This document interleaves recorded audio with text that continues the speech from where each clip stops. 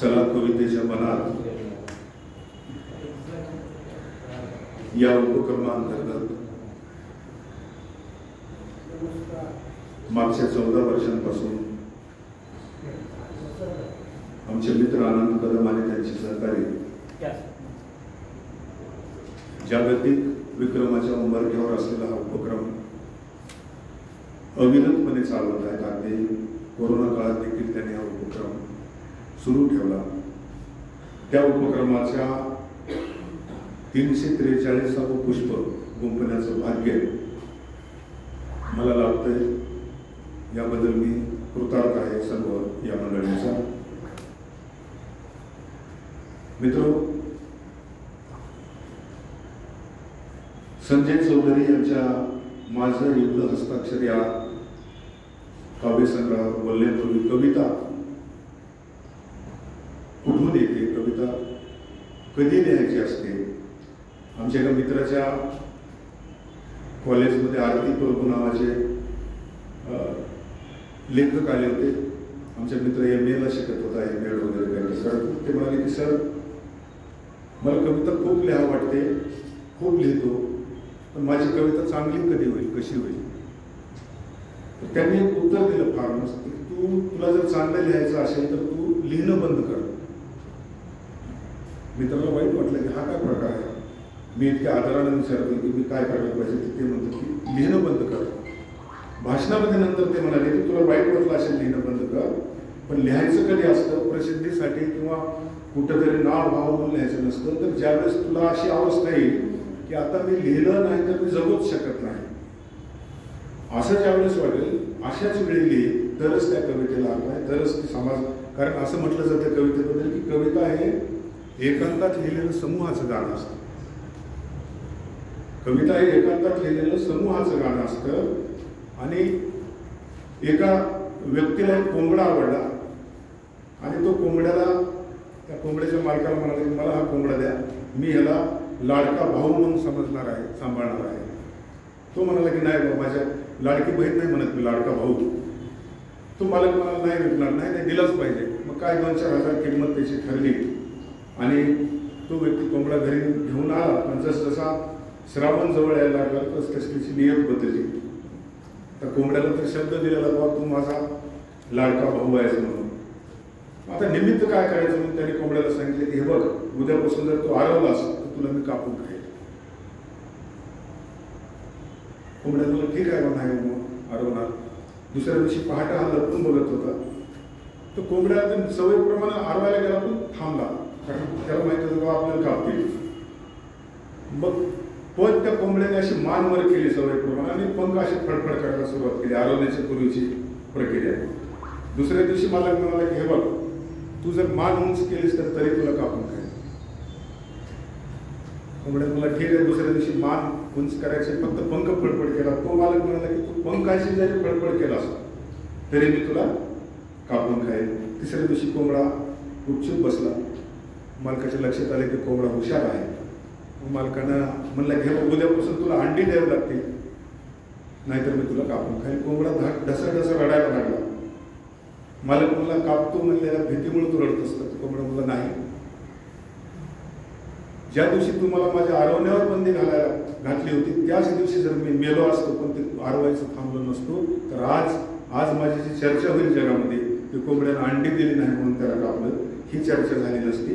कविता आरवण्याच्या ठिकाणी कवीचं काम असतं की तिथं, म्हणजे कवी हा विरोधी पक्षाचा सदस्य असतो. सरकार कुणाचे असो, स्वतः सत्तेच्या विरोधात बोलण्याचं काम कवीला करावं लागतं. कारण असं म्हणतात की डरा हुआ कवी मरा हुआ समाज पैदा करतात.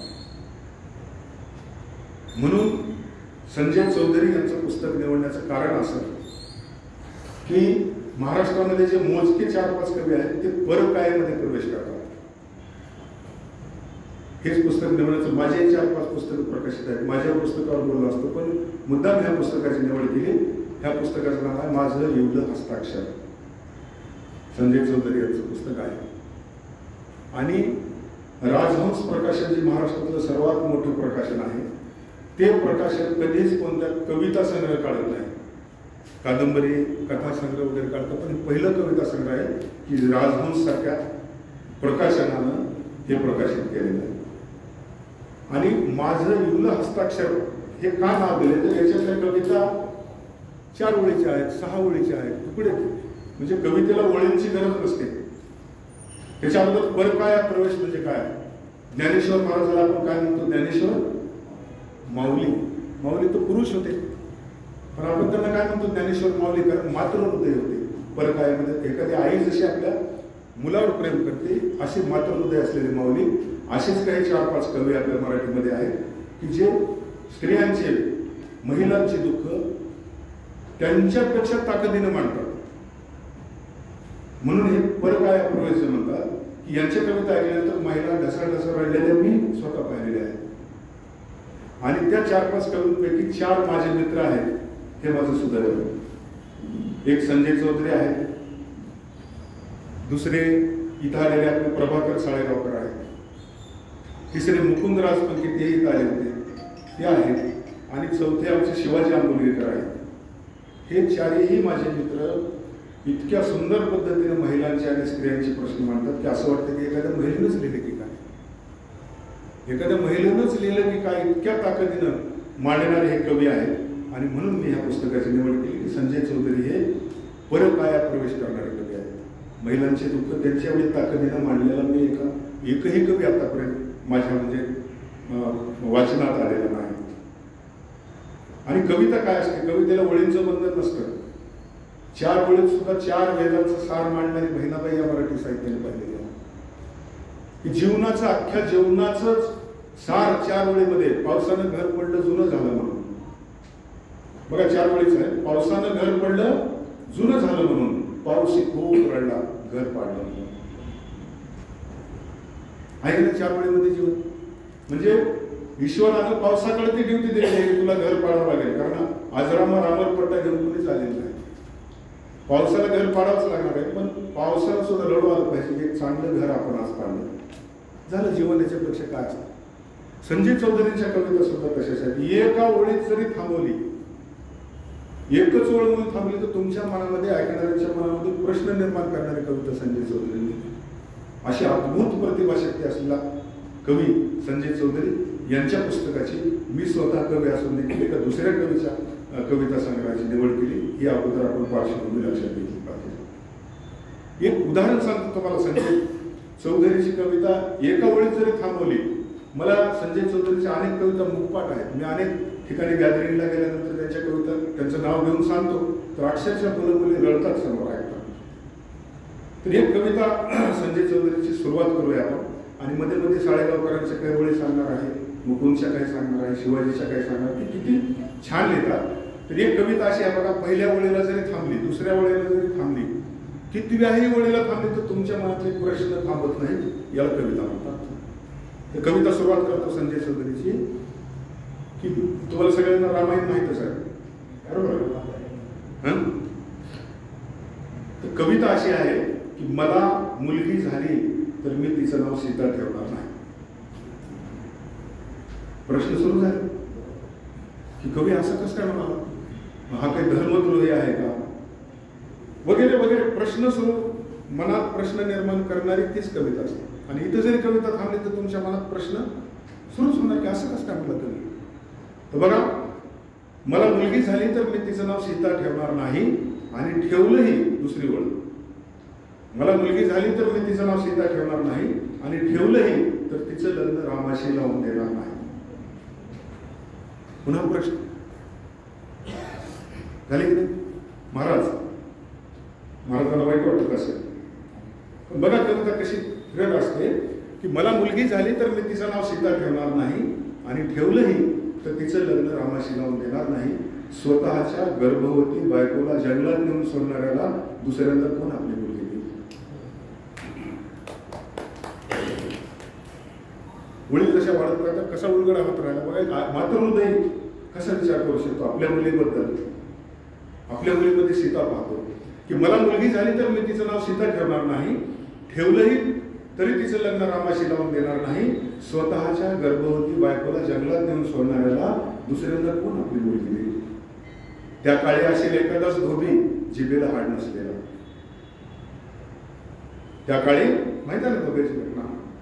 त्या काळी असेल एखादाच धोबी जिभेला हाड नसलेला, पण आज तर गल्ली गल्ली चौकात चौकात धोबीच धोबी जिभावर जो वाट बघत बसलेले. म्हणून मला मुलगी झाली तर मी तिचं नाव सीता ठेवणार नाही, आणि ठेवलंय तर तिचं लग्न रामाशी लावून देणार नाही. कविता संपली. कविता संपल्यावर काय असतं म्हणजे चौधरी. आता मला सांगा, कविता संपली पण प्रश्न संपले का? पहिल्या ओळीला तुमच्या मनात जे भाव आले होते त्या कवीबद्दल, आता मी म्हणायला म्हणजे माझ्याबद्दल, शेवटच्या वेळेपर्यंत ते राहिले का बाबा तुमच्या मनात तळमळ सुरू झाली. अरे किती मातृ हृदय आहे. माझी कविता नाही, पण सांगतो काय ताकद असते कवितेमध्ये, आहे की नाही? याला कविता म्हणतो. दुसरी कविता मी बऱ्याच गॅदरिंगमध्ये वगैरे मुलांना मुलींना ऐकवतो, संजय चौधरी काय आहे हे सांगणं कर. आणि या पुस्तकात मी क्रम लावलाच नाही, कुठलीही कविता काढ, कुठलीही तिच्यात एक वेगळेपण आहे का? तर आहेच. कारण कवीची कविता ऐकणाऱ्या प्रत्येकाला वाटलं पाहिजे की हे माझे प्रश्न मांडतोय, हा माझे विषय मांडतोय, ती खरी कविता असते. एक 10वीचा मुलगा, त्या मुलाला ढोलकी वाजवायची सवय. शाळेतून घरी आले की ढोलकी वाजवत बसाय, सगळे गल्लीत तर परेशान. त्या मुलाला म्हणाले, सगळे वैतागून गेले, मग तुला वाजवायची ढोलकी तर कुठं तर जंगलात बाहेर जाऊन वाजवता, आमच्या इथं त्रास व्हायला लागला. म्हणून तो शाळा सोडली की 5 वाजता बाजूला जंगलामध्ये जायचा आणि ढोलकी वाजवत बसायचा. ढोलकी ऐकून हरणाची 3 पिल्ले यायचे ढगेसर आणि उड्या मारायचे आनंदाने. त्या मुलाला वाटायचं की माझं वादन या पिल्लांना किती आवडतं. 4-8 दिवस झाले, 15 दिवस झाले. 15व्या दिवशी त्यानं त्या पिलांना विचारलं, का रे, मी 15 दिवसांपासून बघतोय, मी ढोलकी वाजवायला बसले, तुम्ही उड्या मारता, नाचता, तुम्हाला माझं वादन इतकं आवडतं का? तर तो पिल्ले म्हणाले की नाही, काही दिवसांपूर्वी, वर्षभरापूर्वी आमच्या आईची शिकार एका शिकाऱ्याने केली. आम्ही लहान होतो. शिकार केल्यानंतर तो शिकारी आईला घेऊन गेला आमच्या. आम्ही मागे जात होतो. आम्ही लहान असल्यामुळे सोडून दिलं शिकाऱ्याने. त्याने आमच्या आईला कापलं, कातडी काढली. त्या कातडीपासून ही ढोलकी बनलेली आहे. तू ज्यावेळेस ढोलकी वाजवतो तर आम्हाला आमच्या आईची आठवण येते आणि आईच्या आठवणीमध्ये आम्ही नाचतो. कविता ही त्या ढोलकीसारखी असते. फक्त तुमचे प्रश्न मांडण्याची क्षमता म्हणा किंवा ताकद त्या कवीमध्ये असते, म्हणून ती कविता सगळ्यांना आवडते. संजय चौधरींची दुसरी कविता तुम्हाला ऐकवतो की तुमच्या लक्षात येईल की किती ताकदीचं कवी असते आणि कविता किती ताकदीची असते. एक 3री-4थीची लहान मुलगी, एकुलती एक आई-वडिलांची. आई-वडील शेतामध्ये कष्ट करायचे, मजुरी करायचे. घरी गुंठाभर जमीन नव्हती आणि कष्ट करत असताना त्यांना बाबासाहेब वगैरे त्यांना समजायला लागले. त्यांनी ठरवलं की आपल्या मुलीला शिक्षणासाठी उदगीरला ठेवायचं, उदाहरण तालुक्याला. मग इथं एका हॉस्टेलला, वसतिगृहामध्ये ठेवलं. मुलगी तिच्या मैत्रिणीबरोबर घरी जायची, मैत्रिणीच्या घरी. त्यांचा बंगला बघायची, दारातली गाडी बघायची, तिच्या आईच्या अंगावरची साडी बघायची, भारी भारी दागिने बघायची. तिला वाटायचं आमच्याकडे असा बंगला का नसेल, माझ्या दारात अशी गाडी का नसेल, माझ्या आईच्या अंगावर दागिने का नसतील. तिला माहित नाही की आपण गरीब आहोत, आपली परिस्थिती नाही. पण लहान लेकरू 7-8 वर्षाचं, त्याच्या मनामध्ये ते प्रश्न यायला लागले. पंचमीच्या सणाला गावाकडे गेली. पंचमी नावाचा एक सण होता.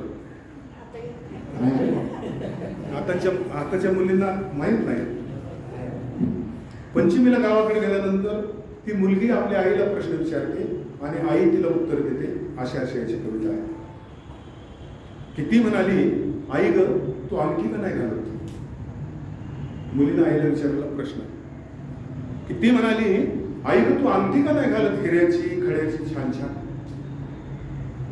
बघा संवाद आहे आईचा आणि मुलीचा. की ती म्हणाली, आई ग, तू अंगठी का नाही घालत हिऱ्याची, खड्याची, छान छान. आई म्हणाली, बाळा, तूच धरणं ग माझं बोट, तुझ्या एवढ्या बोटांनी यापेक्षा मौल्यवान दागिना दुसरा नाही बोट बाळा. ती पुन्हा म्हणाली, आई ग, तू माळ का नाही घालत सोन्याची, पिवळी धम्म गळा भरून.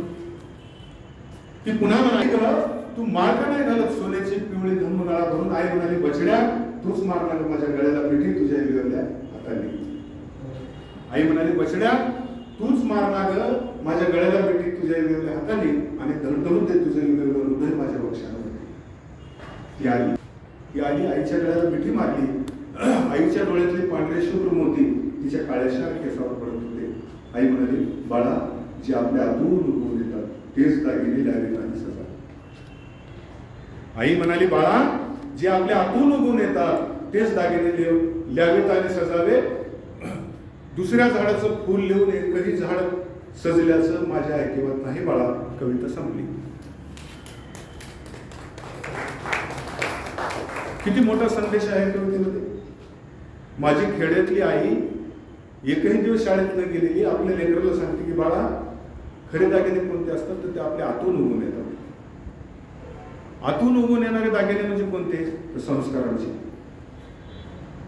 संस्कारांचे दागिने कुठं मिळतात? लहानपणी आई वडिलांकडे आणि नंतर शिक्षकांकडे. इतका मोठा संदेश देणारी कविता संजय चौधरी लिहितो म्हणून मी ह्या पुस्तकाची निवड केली आणि माझ्या लेखनावरती या कवीच्या लेखनाचा नक्कीच प्रभाव आहे आणि मला त्याचा अभिमान वाटतो. अर्थात मला मातृहृदय होता आलंच नाही, हा भाग वेगळा. माझी म्हणजे प्रतिमाच वेगळी आहे. विद्रोही समजा शेतकऱ्यांचे प्रश्न, ग्रामीण भागातले प्रश्नही मी जे जगलो ते लिहिण्याचा प्रयत्न करतो. पण मातृहृदय म्हणता आलं नाही. कदाचित तेवढी माझी कुवत नाही, तेवढी माझी अपेक्षा नाही म्हणून मी हा संग्रह निवडले. तर संजय चौधरीची कुठलीही कविता घ्या, कुठलीही, तिच्यात इतके अर्थ दडलेले आहेत, इतके अर्थ दडलेले आहेत की सांगता सोय नाही. अगदी त्याची समर्पण पत्रिका देखील वाचा किंवा कुठलीही कविता कुठलीही, तर ती आता बघा कवितेची कविता संजय चौधरीने कवितेची कविता लिहिली. काय लिहिलं? माझ्या कवितेला येईल लहान मुलांच्या ओठांसारखा ताज्या दुधाचा वास. ऐक ना मातृहृदय, की माझ्या कवितेला येईल लहान मुलाच्या ओठांसारखा ताज्या दुधाचा वास, विस्कटलेलं जावळ भुरभुरे ओळीमध्ये माझ्या कवितेची. की दाटून आला आहे या कवितेत काही मुक्या माणसाच्या हृदयातल्या शब्दांसारखं. ही आहे बिन पायऱ्यांची विहीर, ज्यानं त्यानं उतरावं ज्याचे त्याच्या तहानेपुरतं. कवितेमध्ये ज्यानं त्यानं उतरावं ज्याचे त्याच्या तहानेपुरतं. म्हणजे 4-4 ओळींचा असा विवला हस्ताक्षर. म्हणजे त्याचा अर्थच आहे की माझी कविता फार मोठी आहे, 100 ओळींची आहे, अजिबात नाही. तुम्हाला जर 4 ओळींमधून जरी तुम्हाला तो संदेश पोहोचत असेल तर काय लिहायची गरज आहे की नाही. अशा अर्थाच्या कविता संजय चौधरीच्या आहेत. आणि महिलांवरती आणि मुलींवरती तर अप्रतिम आणि अफलातूनच लिहिलं आहे त्यांनी. की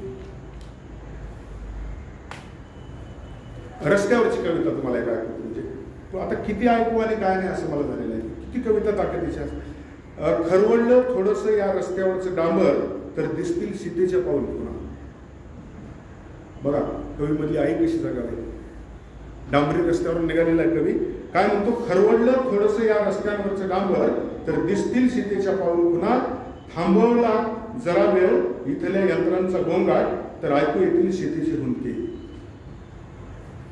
जर यंत्रांचा गोंगाट थांबवला तर ऐकू येतील सीतेचे हुंदके. सीते मी त्याच प्रदेशात घेतोय श्वास जिथं तू साहिलास वनवास. सीते मी त्याच प्रदेशात घेतोय श्वास जिथे तू साहिलास वनवास. भोवती राक्षसांचा पहारा अवरात्र आणि अटळ नंतरची अग्निपरीक्षा. तुझ्याजवळ तर राम होता बये तरी टळली नाही तुझी परवड. माझी मनवून कुणाला सांगू. आई झाल्यानंतर काय लिहिता येते. आणि तुम्हाला सांगितले माझे मित्र सुद्धा किती छान लिहितात. शिवाजी आंबोलकर नावाचा माझा मित्र, तुम्हाला सगळ्यांना परिचित असलेलं नाव आहे. आमच्या दोघांच्या अभ्यासक्रमामध्ये त्यांची एकांकिका आहे, माझ्या कविता आहे. कदाचित तिथं प्राध्यापक आमचे दिसायला लागले, त्यांनी शिकवलेलं आहे. ते शिवाजी आंबोलकर मुखेडला नोकरी करत असताना एकाकडे भाड्यानं राहायचे. स्वतःचं घर नव्हतं, आजही नाही. कवी असेच असतात, आजही नाही. पण ते भाड्यानं राहत असताना मालकाची मुलगी, घर मालकाची, त्यांच्या जातीची नाही, पातीची नाही, काहीच नाही. पण ती त्यांनी जाता येता दिसायची. कधी झाडून मागला गेली, कधी. आणि त्या मुलीचं लग्न जमलं. लग्न जमल्यानंतर आता जवळ आली लग्नाची तारीख. शिवाजी आंबोलकरांच्या मनामधली आई जागी झाली. त्या शिवाजीला त्या मुलीमध्ये स्वतःची मुलगी दिसायला लागली आणि स्वतः आई झाला. आणि एक कविता लिहिली. मी मुद्दाम तुम्हाला ऐकतो की मी विषय काय घेतला, परकाया प्रवेश करणारे कवी कसे असतात. म्हणून ती कविता ऐकून क्रमप्राप्त आहे असं मला वाटतं. की बघा तुमच्या लक्षात येईल. आता एक बऱ्याच गेय कविता आहेत आणि मला गाता येत नाही. म्हणजे गाता येते, मी खूप चांगला गातो, पण मला वाटतं मी जर गायला सुरू केलं तर मग त्या गाणाऱ्या कवींचं कसं होईल. आणि दुसरी अडचण अशी आहे की आपला समाज असा आहे की ज्या ज्या चांगल्या गोष्टी आहेत ते नष्ट करण्याचं काम समाजाने केलेलं आहे. ताजमहाल ज्या मिस्त्रीने बांधला त्यांचे हात छाटले समाजाने. मला वाटतं की मी जर चांगला गायलो तुम्ही माझा गळात छाटला तर काय बरोबर आहे. तर शिवाजीची कविता आहे तुझ्या दुःखाचा बळद. एक आई म्हणून दिलेली कविता बघा. काय असतात कवी की होत आलं रुखवत उद्या लागलं हळद. रुखवत वगैरे बायका खाली करायला ती बघतोय, हा ह्याच्यातली आई बघते जाते का. आणि कविता सुचते की होत आलं रुखवत उद्या लागलं हळद मग भरल घरात तुझ्या दुःखाचा बळद. म्हणजे तू गेल्यानंतर आमच्या घरात बळद नावाचं माहिती ना प्रकार, मोठ्या कणगी असायच्या, ते दुःखाचं बळद भरून जाईल लेकरं तू इथून गेल्यानंतर. की होत आलं रुखवत उद्या लागलं हळद मग भरल घरात तुझ्या दुःखाचा बळद. तुझं येतं एक रूप उभं राहील डोळ्यात. मुलगी गेल्यानंतर की तुझं एक रूप उभं राहील डोळ्यात वल्ली होईल पापणी अवकाळी पावसा. की किती झालेली सवानं भोय घेऊन भोय घेणे म्हणजे सारवणे म्हणतात आमच्या माहिती आहे, अगोदर फरशी वगैरे नसायची. की किती झालेली सवानं भोय घेऊन मग पारशी वसरी जाईल की करून. मुलीची आठवण आहे मला की अंगणात झाड झुड कोण करील ग बाई. तू गेल्यानंतर अंगणात झाड झुड कोण करील ग बाई. साडा सुळूक कोण घालील ग बाई.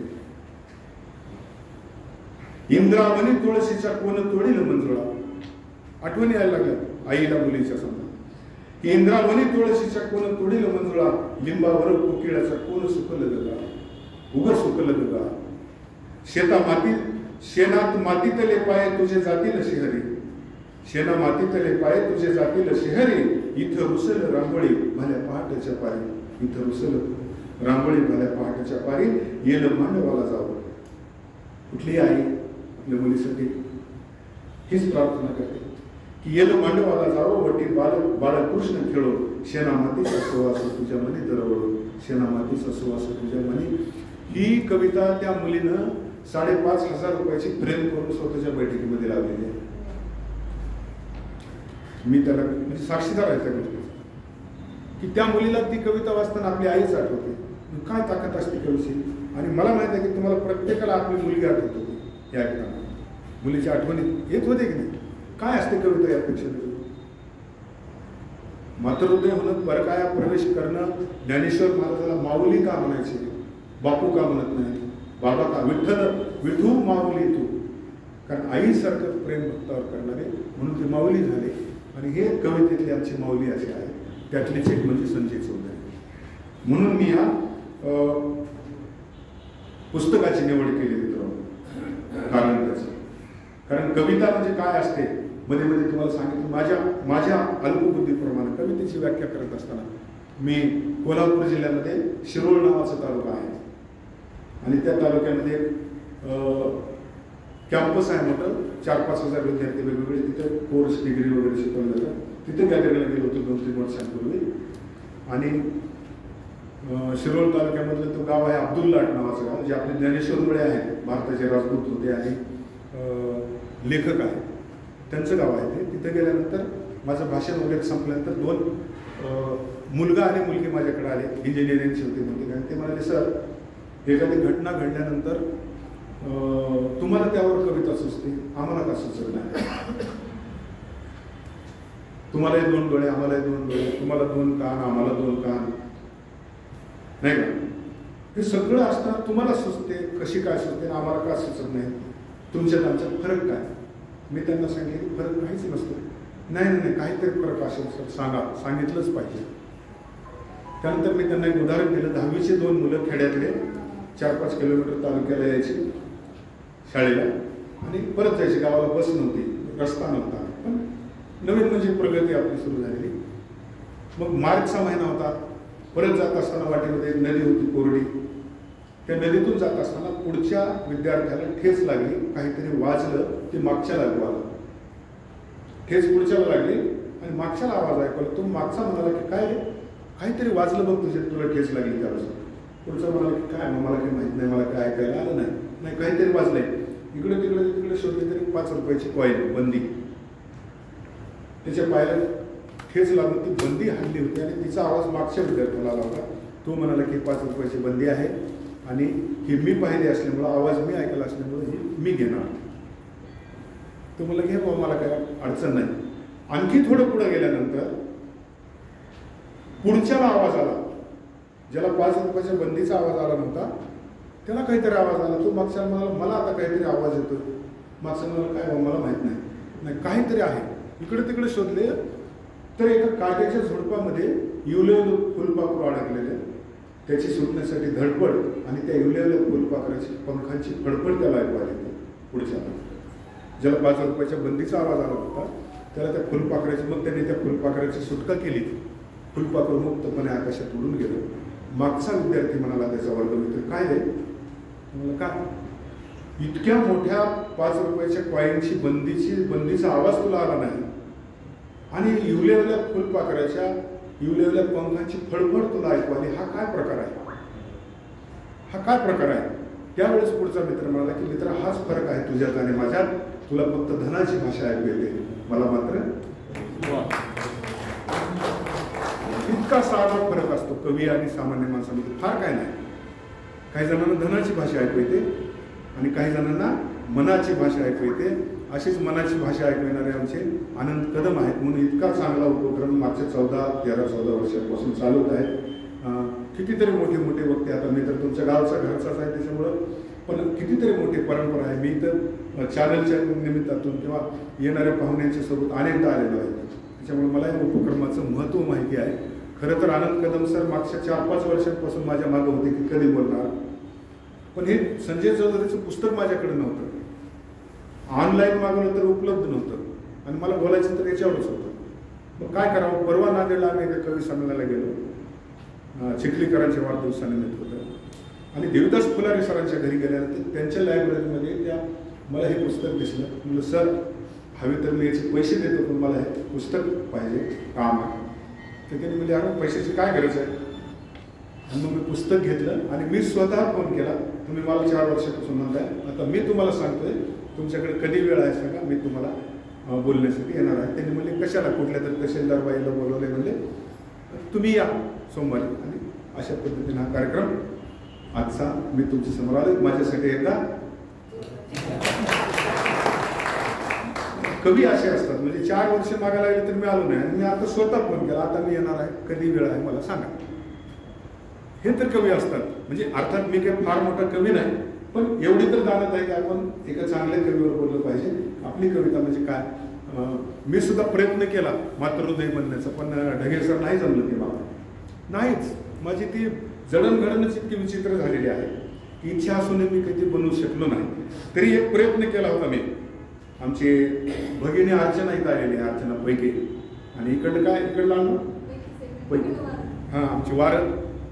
तर तिला माहीत आहे मी लहानपणी कसा होतो, कारण मी जीएस असताना ते ज्युनियर, म्हणजे तुम्हाला सांगायची गरज नाही, आपल्या चांगल्या गोष्टी जवळजवळ माहितीच असतात नाही का. तर मी एक प्रयत्न केला होता, तुम्हाला ऐकतो. संजय चौधरीचं तर ऐकायचं होतं आपल्याला, पण मातृहृदयपणा काय असतो. तर मी एक प्रयत्न केला होता यांचं की कवितेचं शीर्षक असं आहे की मुलगी माहेरातून काही न्यायला येतच नाही.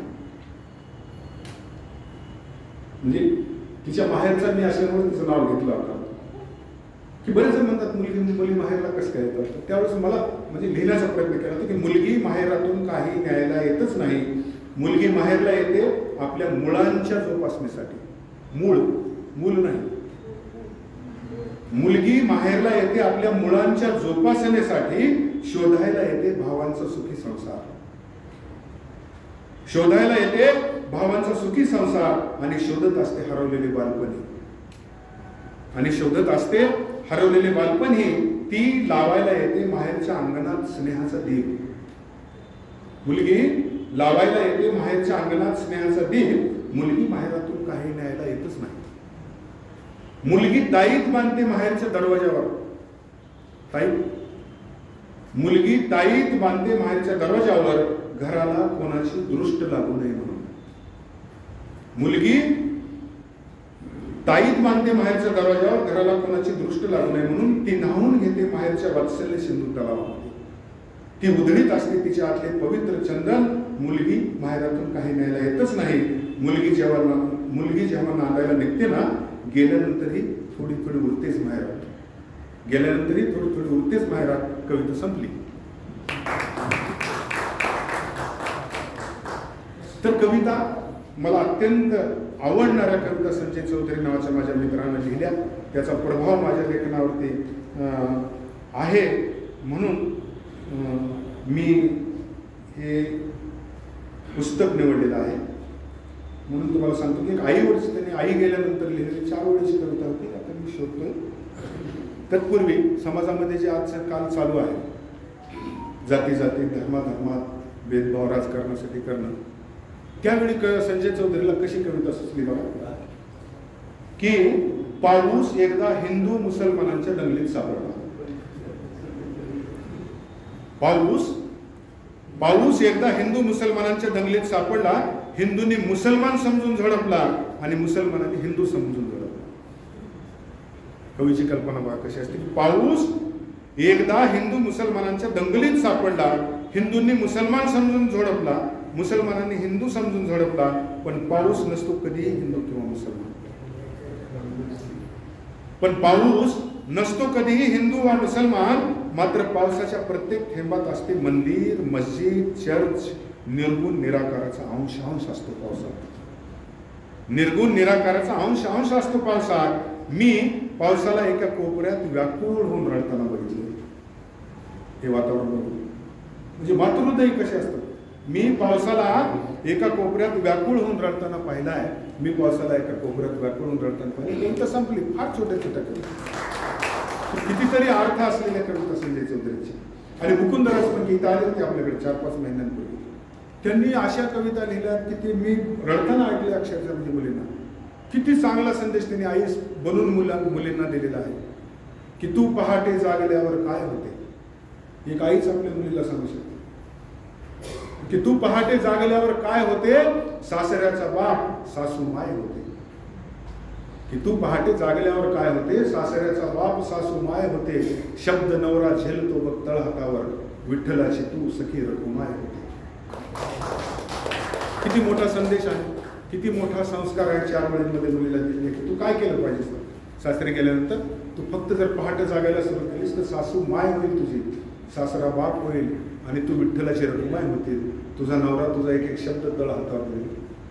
हे संदेश एक आईच मुलीला देऊ शकते. म्हणून ह्या कवींनी आईचा रोल नेमला. मुकुंदच्या दुसऱ्या वेळी मला आठवतात संस्कार देणाऱ्या मुलींना की किती मातृहृदय आमचे एक कवी आहेत. आणि सुदैवानं ते सगळे माझे बऱ्यापैकी मित्र आहेत. मुकुंदांची दुसरी कविता मी आज मागून घेतली. मला काय पाहिजे की एक आई आपल्या मुलीबद्दल म्हणते की गेय कविता आहे, पुन्हा सांगतो मला गाता येते पण माझ्या मित्रांचं कसं होईल म्हणून मी गात नाही. आणि गळ्याची अडचण की रोज उठते पहाट सडा टाके ते दारात मग रांगोळ काढते भल्या पहाट पाऱ्यात. ही एक कविता अत्यंत आवडणारी साळेगावकरांची एक कविता आहे. संगीतातले जे प्रतिमा आणि प्रतीक आहे तुमच्यापैकी बऱ्याच जणांना माहीत असतील राग काय काय असते काय नाही. एक महिला आपल्या नवऱ्याला संवाद साधते. आमच्या साळेगावकरांची कविता बघा. मला वाटत नाही की एखादी महिला सुद्धा इतकं छान लिहू शकली असते म्हणून. कल्पना करा ती स्त्री म्हणते की मला आता एक मुलगी झाली बस आणि नवऱ्याला तिच्या मुलगा पाहिजे असतो. तर ती काय म्हणते बघा. मी माझ्या गाण्यात डोकावते तेव्हाही घेतोस हरकती. हरकती हा संगीतातला शब्द गायनातला. की मी माझ्या गाण्यात डोकावते तेव्हाही घेतोस हरकती. पहाटे रियाजात यावं तरी तुला ताणच वाटते मी. ताण. पहाटे रियाजात यावं तरी तुला ताणच वाटते मी. रोज रोज तुझ्या तालावर. संगीतातलं तालानीकडे. रोज रोज तुझ्या तालावर नाचायचं ठरवलं तरी समेवर येता येत नाही. काल बदलतो तशा अपुऱ्याच पडतात मात्रा काय. संगीतातले प्रतीक आणि प्रतिमा बघा. मी एकदा गुणगुणले आपल्या दोघात अंकुरणारी अलवार बंदिश. मी एकदा गुणगुणले आपल्या दोघांत अंकुरणारी अलवार बंदिश. तेव्हा तू म्हणालास भैरवी घ्या आणि मैफल थांबवा. तेव्हा तू म्हणालास भैरवी घ्या आणि मैफल थांबवा, मी ठार ठार वेडीच. इलेक्ट्रॉनिक तानपुरा तपासायचा. मुलगा आहे का मुलगी, त्याला काय म्हणतात? मीही ठार वेडीच, इलेक्ट्रॉनिक तानपुरा, सुरात नसल्याची सबब सांगत म्हणाले आवरोही. नंतर कळलं की तुला तराना हवा होता तुझा कोणता तरी घराणा चालवण्यासाठी. नंतर मला कळालं की तुला तराना हवा होता तुझा कोणता तरी घराणा चालवण्यासाठी. संगीतातले सगळ्या प्रतिमा किती सुंदर कविता आहे, पोचली की नाही सगळ्यांकडे. ते ह्याच्यासाठी मातृत्व यावं लागतं, परकायामध्ये प्रवेश करावा लागतो.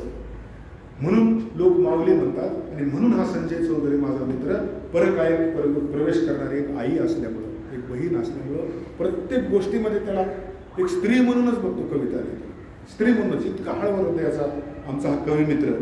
तर त्यांच्या किती कविता सांगायला किती नाही असं मला झालेलं आहे. तर मर्यादा आहे वेळेची मला वाटतं. होय अनंतराव.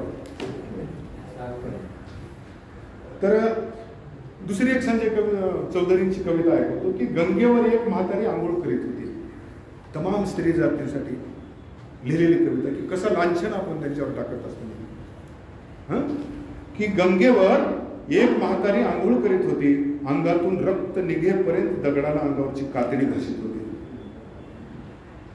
एक म्हातारी गंगेवर आंघोळ करत होती, अंगातून रक्त निघेपर्यंत दगडाला अंगावरची कातडी घासत होती. तिला म्हणालो, बये ही कोणत्या उभ्या जन्माची आंघोळ करतेस? तिला म्हणालो, बये ही कोणत्या उभ्या जन्माची आंघोळ ग, की केला होतास गंगेला असा नवस बिवस? ती म्हणाली, राजा ही आंघोळ ही नाही आणि नवस ही नाही. ती म्हणाली, राजा ही आंघोळ ही नाही आणि नवस ही नाही, फक्त आयुष्यभर या कातडीला चिकटलेल्या लोकांच्या नजरात होते बाळा. ती म्हणाली, राजा ही आंघोळही नाही आणि नवसही नाही, फक्त आयुष्यभर या कातडीला चिकटलेल्या लोकांच्या नजरात होते बाळा. एक आईच किंवा एक बाईच ही लिहू शकते, खरं की नाही? कारण तिनं अनुभवलेलं असतं ते काय असतं जगाच्या नजरा विषारी. पण ते लिहिण्याचं धारिष्ट्य किंवा तेवढी हिंमत किंवा तेवढी ताकद ज्या ज्या कवींमध्ये आहे त्यातलं एक प्रमुख नाव संजय चौधरी. आणि म्हणूनच राजहंस सारख्या प्रकाशनाला देखील यांचं हे पुस्तक काढावं वाटलं. यातच तुम्हाला सगळं लक्षात आलं. राजहंस कधीच कविता संग्रह काढत नाही, तुम्ही दाखवा मला कोणाच काढाय. का वाटलं इतक्या छोट्या छोट्या कविता? राजहंसवाल्याने म्हटलं नाही की तुमच्या 100 ओळींची कविता नाही, तुमची 50 ओळींची नाही, 4-4, 6-6 ओळींच्या कविताच किती ताकदीच्या असू शकतात असं सांगणारा आमचा मित्र संजय चौधरी. आता ही तुम्हाला मागे जी मी कविता म्हणलो की संजयची कोणती ऐकवायची, ती आई गेल्यानंतर काय वाटतं मुलाला नाही, आई गेल्यानंतर. इतकी छोटी कविता पण प्रत्येकाच्या डोळ्याला पापण्याच्या कडा ओल्या करणारी ही कविता आहे. की मनाच्या वर्तमानपत्राच्या प्रत्येक पानावर आजच्या तारखेला लहान मोठ्या अक्षरात जाड बारीक टाईपात एकच एक बातमी, आई गेली. मनाच्या वर्तमानपत्राच्या प्रत्येक पानावर आजच्या तारखेला लहान मोठ्या अक्षरात जाड बारीक टाईपात एकच एक बातमी, आई गेली. पुढचं दिसत नाही काहीच, धुसर धुवट धुरकट होत जातं, सरणावर जळून जाईल असं नाही तिचं माझं नातं. आई गेली पण आई जाते का कधी? तणाने गेली तरी. की पुढचं दिसत नाही काही, धुसर धुवट धुरकट होत जातं, सरणावर जळून जाईल असं नाही तिचं माझं नातं. ठरवूनच गेली असेल ती पुढे, कुठेतरी घेईल जन्म, येईल वयात, गर्भाशी सजून बसेल माझ्या येण्याची वाट बघत, गर्भाशी सजवून बसेल माझ्या येण्याची वाट. तर इतक्या ताकदीनं कवी लिहिणार, म्हणजे परकायामध्ये प्रवेश करून इतक्या ताकदीनं लिहिणार कवी सुदैवानं तुमच्या माझ्या मराठीमध्ये आहेत. हे आपलं भाग्य आहे. आणि माझं विशेष भाग्य आहे की ते माझे मित्र आहेत, ते माझ्या ओळखीचे आहेत. त्यांच्या सहवासामुळे माझ्यातला राक्षस म्हणून कुठेतरी माणूस जागा होण्याचं काम, म्हणजे एखाद्या घटनेकडे आपण कसं बघायचं असतं नाही का, मनातलं वाईट भावना किंवा पाप कसं काढून टाकायचं, ह्या सगळ्या लोकांच्या सहवासामुळे माझ्यात आलं शिंदे सर. हे अगदी प्रामाणिकपणे सांगायला मला कुठलाही संकोच वाटत नाही. नाहीतर आम्ही कॉलेजला असताना, शाळेत असताना कविता लिहायच्या म्हणजे कशा, की तू अशी दिसतेस, तू अशी हसतेस, तू हसताना अशी दिसतेस, तू दिसताना अशी. आम्हाला वाटायचं कविता म्हणजे अशीच असते काय. ते 14 फेब्रुवारीला काय असतं, सगळे म्हातारे तेवढं सांगायला. त्या दिवशी डझनभर कार्ड घ्यायचे आणि सगळ्या लिहायचं, फक्त तुझाच. असा कवी असं काहीतरी करत असताना इतक्या चांगल्या माझ्या कवी मित्रांचा सहवास मिळाला आणि मी माणूस बनलो. मला वाटतं की माझ्यासारखे अनेक शेकडो हजारो लाखो माणसं बनवण्याचं काम ह्या कवितेने केलेलं आहे. मराठी कवितेने. मराठी कविता म्हणजे निव्वळ हसवण्यासाठी किंवा रडवण्यासाठी, वह्यातपणा करण्यासाठी कधीच नाही. एका शहरात दंगल झाली, 2 समूहामध्ये रक्तपात झाला, जाळपोळ. कवी काय असतो, मराठी कविता काय असते सांगतो. दंगल झाली, जाळपोळ झाली, रक्तपात झाला, त्यानंतर लिहिलेली 3च ओळींची कविता. बघा किती अर्थपूर्ण आहे की हाच तो व्यक्ती 10 फटके मारायला दंगल यानं केली. हाच तो व्यक्ती 10 फटके मारायला दंगल यानं केली आणि हा पुढारी 25 फटके मारायला दंगल यानं घडविली. बघा 3 ओळींची कविता किती ताकदीची असते. हाच तो व्यक्ती 10 फटके मारायला दंगल यानं केली आणि हा पुढारी 25 फटके मारायला दंगल यानं घडविली आणि हा कवी 100 फटके मारायला हा असताना शहरात दंगल कशी झाली. किती विश्वास आहे समाजाचा मराठी कवितेवरती की ज्या शहरामध्ये कवी राहतात, लेखक राहतात, विचारवंत राहतात, असले उपक्रम चालू असतात, तिथल्या लोकांच्या मनामध्ये असे विध्वंसक विचार येऊच शकत नाहीत. इतका प्रचंड विश्वास मराठी जनमानसाचा मराठी कवी आणि कवितेवरती आहे.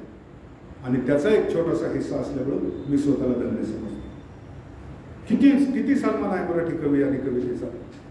राज्यभरातून शेकडो 400-500 किलोमीटर पायपीट करीत माझे 20-30 लाख शेतकरी कष्टकरी मायबाप पंढरपूरला जातात महाराज आणि साक्षात पंढरपूरच्या विठ्ठलाच्या देवाच्या समोर 2 कवीच्या नावाचं गुणगान करतात, त्यांच्या नावाचा उद्धार करतात.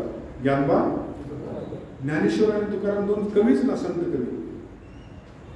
इतका मोठा सन्मान कवितेला मिळाला आहे कारण अशा कविता चांगल्या लिहिण्याचं काम इथल्या कवींनी केलेलं आहे. बाकी ज्यांचं आवडत नाही ते समजायचे की काहीतरी कारणानं आलेले आहेत. तिकडं जी कविता काळजालाच मिळत नसेल त्याला उपयोग काय, मला सांगा. महाराज आहेत म्हणून सांगतो. मी एका महाराजाला विचारलं, महाराज काय चालले सध्या हे प्रकार, माळकरी लोकांचे कसले प्रकार कळले, आळंदीमध्ये असं व्हायले, अतिप्रसंग व्हायलेत, माळकरी असे बदमाश कसे काय. तर मला महाराजांनी उत्तर दिलं, हे बघा, माळकरी कधीच वाईट नव्हते, वारकरी संप्रदाय कधीच वाईट नव्हता. माळकरी कधीच वाईट नसतो, फक्त वाईट लोक इकडे माळकरी झाल्यामुळं हे असे प्रकार होतात. किती मोठं उत्तर दिलं महाराजांनी मला. छोट्या छोट्या गोष्टी असतात, मला कळालं. वाईट लोकांना कळालं की इकडे आल्यानंतर लोक पाया पडून पैसे देतात, खायला चांगलं वगैरे देतात, म्हणून आमच्यासारखे बदमाश घुसले आणि वारकरी संप्रदाय बदनाम करायला लागले. इतकं मोठं म्हणजे छोट्या, माझी आजी एकही दिवस शाळेमध्ये गेलेली. आनंद कदम माझी भावकी आहेत. कदम कदम नाव भावकी. तर माझी आजी शाळेत एकही दिवस न गेलेली.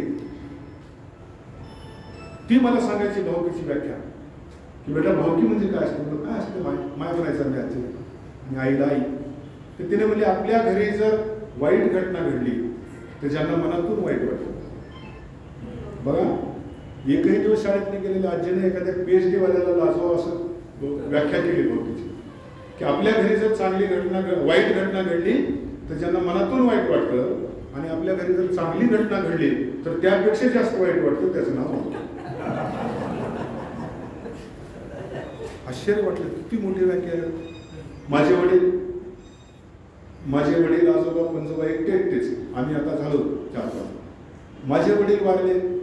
खरेदी विक्री संघाचे 22 वर्ष चेअरमन होते. सहकारामधलं मोठं नाव होतं तिकडं.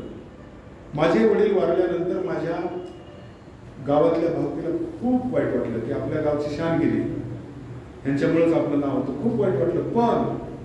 पण त्याच्यासोबत वाटायचं की आता हे मुलं लहान, आम्ही शिकायला, तो तर माणूस गेला, पण आता ह्या मुलांना दरवर्षी 4-5 एकर विकल्याशिवाय पर्याय नाही. ह्यांना शेती माहीत नाही, कसं काय करणार. भावकी कशी असते सर, ती माझ्या आईनं ऐकलेली. सुदैवाने तुमच्या सगळ्याच्या आशीर्वादाने ईश्वराच्या कृपेने एक एक रुपयाची गरज पडली. आज घरात 5-6 क्लास 2 आहेत. अजून एकत्रित कुटुंब आहे आमचं. माझ्या मुलीचं लग्न झालं. मला आदल्या दिवशी भावाने फोन केला, डॉक्टर गणेश कदम माताजी बाबा सत्तर, की उद्या आमच्या लेकराचं लग्न आहे, उद्या कुठं कार्यक्रम वगैरे घेऊ नका. अगदी शक्तीवर सांगतो मी, खोटं नाही. उद्या तरी लवकर या. म्हणजे सकाळी फोन करा, उठवा, येतो मी. म्हणजे कसं जमलं, काय जमलं, मला इतकं एकमेकांच्या प्रेमात राहतो. म्हणजे भावकीच हे सुद्धा काम असतं की आपण, आमच्या लक्षात आलं की आपण एक राहिल्याशिवाय भावकी काही शांत राहत नाही. त्या चांगल्या भावकीपैकी एक आनंद कदम आहेत, म्हणूनच मला बोलवले असते, म्हणून हे उतर. आता परिचय माझा करून देत होते. मला त्यांनी म्हणलं नाही साधं की तुमचं परिचयाचं पत्र असलं तर पाठवा, किती पुस्तकं प्रकाशित आहेत, काय काय. राजपाल पाटलाला उठवले, ती म्हणत नाही, मी नाही करून देणार. म्हणजे हे काही मला परिचय करून देण्यासारखं आहे. स्वतःच उठले आणि आपण दिलेत पेपर काहीतरी चालतंय. भावकीचा शेवटी गुण थोडा तरी दाखवावा लागतो. तर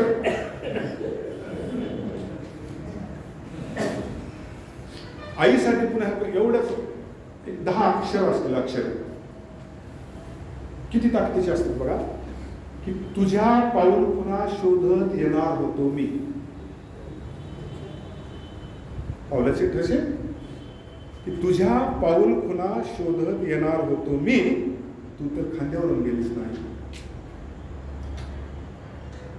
काय लागतं कवितेला? काय लिहायची गरज आहे भावाला?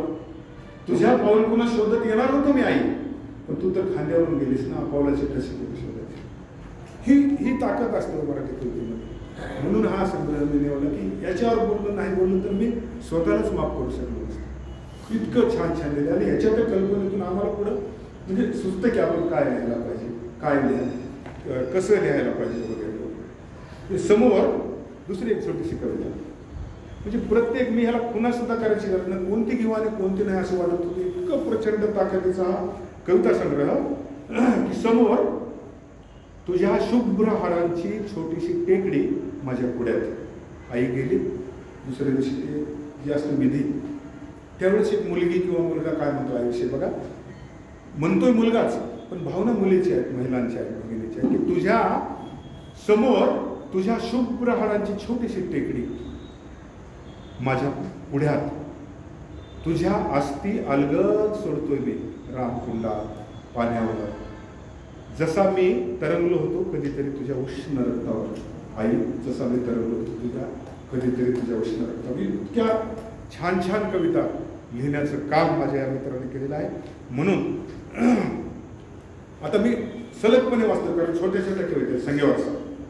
की मुलीसाठी एक कविता लिहिली आई म्हणून, की ही माझी छोकरी पाकोळीसारखी फडफडते. ही माझी छोकरी पाकोळी म्हणजे फुलपाखराला ग्रामीण भागात पाकोळी म्हणतो. की ही माझी छोकरी पाकोळीसारखी फडफडते माझ्या हृदयाच्या आत. ही माझी छोकरी पाकोळीसारखी फडफडते माझ्या हृदयाच्या आत. चाफ्याच्या फुलांचे तिचे सुगंधी इवले हात हृदयभर फिरतात, माझं हृदय सावरतात. चाफ्याच्या फुलांचे तिचे सुगंधी इवले हात हृदयभर फिरतात, माझं हृदय सारवतात. माझ्या सावलीतले तिचे माझे दिवस भुरू उडून चाललेल्या जाणीवेची कसर काळीच पुरतडत राहते माझं. मग तिला थोपटत थोपटत मी सांगू लागतो एक गोष्ट सासर नसलेल्या जगाची. मग तिला थोपटत थोपटत मी सांगू लागतो एक गोष्ट सासर नसलेल्या जगाची. तर अशा मुलीसाठी, बहिणीसाठी, आईसाठी, मुलीसाठी आई बनवून, बहिणीसाठी बहीण बनवून, भावासाठी बहीण बनवून इतक्या छान छान कविता आहेत की किती तुम्हाला सांगावं याचं. म्हणजे मी जर ठरलो तर 4 तास बोलू शकतो या एका संग्रहावर. कमीत कमी सांगायला 4 तासाला मी संपल, पण कविता संपणार नाही. इतक्या आशय घन कविता, इतक्या ताकदीच्या कविता लिहिण्याचं काम संजय चौधरीने केलेलं आहे. म्हणून मी या संग्रहाची निवड केलेली आहे मित्र. की मला चाकता यावा मध तिच्या पाकळ्या पाकळ्यामध्ये भरलेला. म्हणून आता हे कोणासाठी लिहिले असं ओळख. की मला चाकता यावा मध तिच्या पाकळ्या पाकळ्यामध्ये भरलेला, म्हणून हळवारपणे तिनं केलं माझं एका तहानलेल्या फुलपाखरात रूपांतर. तुम्हाला काय घ्यायचं ते घ्यायचं होते. की मी तिला म्हणालो, या अफाट अवकाशात कसं शोधलंस ग मला? मी तिला म्हणालो, या अफाट अवकाशात कसं शोधलंस तू मला? कसं ओळखलंस मी तुझा? कसं ओळखलंस की मी तुझा? ती म्हणाली, माझं बाळ राहते ना तुझ्या डोळ्यात. आता आई सुद्धा म्हणू शकते. म्हणजे घ्यायचं, आपण कसं घ्यायचं आपला प्रश्न आहे. घेण्याची भावना मात्र हृदय कमी असल्यावर काय घेऊ शकतो बघा, की किती हलवार, किती अलगद, किती अलवारपणे घेऊ शकतो. म्हणून मी संजय चौधरी यांच्या पुस्तकाची निवड केली. मित्र, मला आशा आहे की संजय चौधरीच्या कविता माझ्या माध्यमातून, आपल्या चॅनलच्या माध्यमातून अनेकांपर्यंत पोहोचतील. अनेकांना हे पुस्तक घ्यायची उत्सुकता निर्माण होईल. आणि तसं राजहंस प्रकाशनाला याची दुसरी तिसरी आवृत्ती काढण्याची आपण सगळेजण मिळून विनंती करू. कारण हे प्रत्येकानं वाचलं पाहिजे असं पुस्तक आहे. ज्यांना लिहायचे त्यांनी वाचलं पाहिजे, ज्यांना जगायचे माणूस म्हणून त्यांनी वाचलं पाहिजे. इतक्या ताकदीची रचना संजय चौधरीची आहे. म्हणून मी हा निवड केली. आता माझा वेळ संपत आलेला आहे, माझी आता वेळ. म्हणून शेवटचं सांगतो, कवी म्हणून मी सुद्धा एक कवी आहे की सध्या जे चालू आहे देशामध्ये, माणसामध्ये 6,500 भिंती उभा करण्याचं षडयंत्र चालू आहे मताच्या राजकारणासाठी. तर अशा वेळी हे रोखण्यासाठी आपण सर्वांनी आता सज्ज झालं पाहिजे. एक कवी म्हणून मला हे निश्चितपणे वाटतं की पुन्हा घ्यायचे शस्त्र हाती. तुम्ही म्हणाल असं कसं काय म्हणतो, इतक्या वेळ मातृहृदय कविता आहे तुला आणि आता तर शस्त्र घ्यायला सांगतो, म्हणजे आम्हाला काय अर्बन नक्षलाईट बनवायचं की काय सध्या शब्द? तर नाही महाराज, कोणतं शस्त्र घ्यायचे इथल्या व्यवस्थेच्या विरोधात? की पुन्हा घ्यायचे शस्त्र हाती, पुन्हा माणसांची लढूया लढाई. की पुन्हा घ्यायची शस्त्र हाती, पुन्हा माणसांची लढूया लढाई. धार लावू पुन्हा नव्याने मनाला, मनासारखे शस्त्र कोणतेच नाही, मनासारखे शस्त्र कोणतेच नाही. आपल्या मनावरची जळमट आणली जात आहे. माणसा म्हणणारे, आमची बहिणाबाई एकही दिवस शाळेत न गेली. काय म्हणते की देव कुठे, देव कुठे, देव बघूला बघा. बहिणाबाईच्या वेळेत तुमच्या घरामध्ये कुठला धर्म, कुठली जात, कुठला पंथ असेल की तुमच्या घरात ठेवा, पण घराच्या चौकटीच्या बाहेर पडल्यानंतर तुमच्या बगुळाच्या मागे जर देव ठेवला तर तुम्हाला प्रत्येक मुलीत आपली मुलगी दिसेल, आपली बहीण दिसेल, आपला भाऊ दिसेल. त्याची जात आडवा येणार नाही, त्याचं आडनाव आडवा येणार नाही, त्याची पंथ आडवा येणार नाही. इतका साधा सोपा कि मंदिरों में हाथ जोड़े जाते हैं, मस्जिदों में हाथ फैलाए जाते हैं, लेकिन दोस्ती और इंसानियत ऐसा जज्बा है मेरे भाइयों कि सिर्फ वहीं पर हाथों में हाथ मिलाए जाते हैं. सिर्फ सगळ्यात मोठा धर्म आहे मानवता, माणुसकी. एवढे आपण जपण्याचा संकल्प करूया. थांबतो. जय जगन्नाथ.